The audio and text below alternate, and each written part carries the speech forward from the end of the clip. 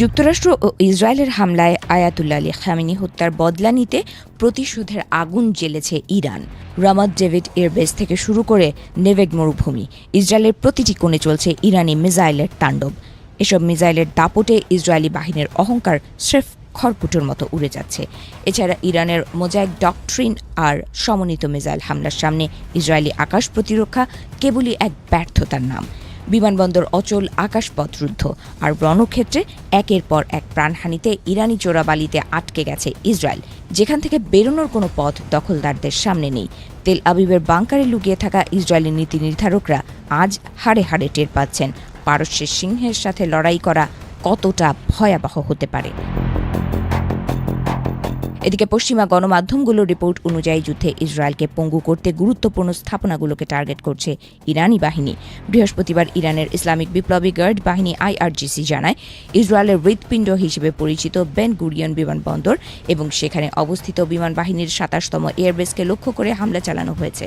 এ হামলায় শক্তিশালী খোরামশার 4 ballistic missile ব্যবহার করা হয়েছে বলে জানিয়েছে বাহিনীটি। IRGCর মতে অপারেশন টু প্রমিস 4 এর ১৯তম ধাপের অংশ হিসেবে ইসরায়েলে এই হামলা চালানো হয়েছে। ইরান দাবি করেছে তাদের এই মিসাইলগুলো ইসরায়েলের ৭ স্তরের আকাশ প্রতিরক্ষা ব্যবস্থা ভেদ করে বিমানবন্দরে আঘাত হেনেছে। হামলার ধ্বংসলীলা ইসরায়েলি শত্রুদের জন্য নরক তৈরি করেছে। এই হামলার ফলে বিমানবন্দরের সমস্ত কার্যক্রম স্থবির হয়ে পড়েছে বলে বিভিন্ন সংবাদ মাধ্যমে খবর এসেছে। খোরামশার 4 ইরানের অন্যতম শক্তিশালী মিসাইল। এটি ১৫০০ কেজি ওজনের বিস্ফোরক বহন করতে পারে। এর পাল্লা প্রায় ২০০ কিলোমিটার। এটি বায়ুমণ্ডলের বাইরের শব্দের চেয়ে ১৬ গুণ দ্রুত ছুটতে সক্ষম। ফলে খোরামশার 4 মিসাইল বর্তমান বিশ্বের যে কোনো প্রতিরক্ষা ব্যবস্থার জন্য প্রায় ধরাছোঁয়ার বাইরে। শুধু ইসরায়েল নয়, মার্কিন বাহিনীকে লক্ষ্য করে বৃষ্টির মতো মিসাইল ছোড়া হচ্ছে।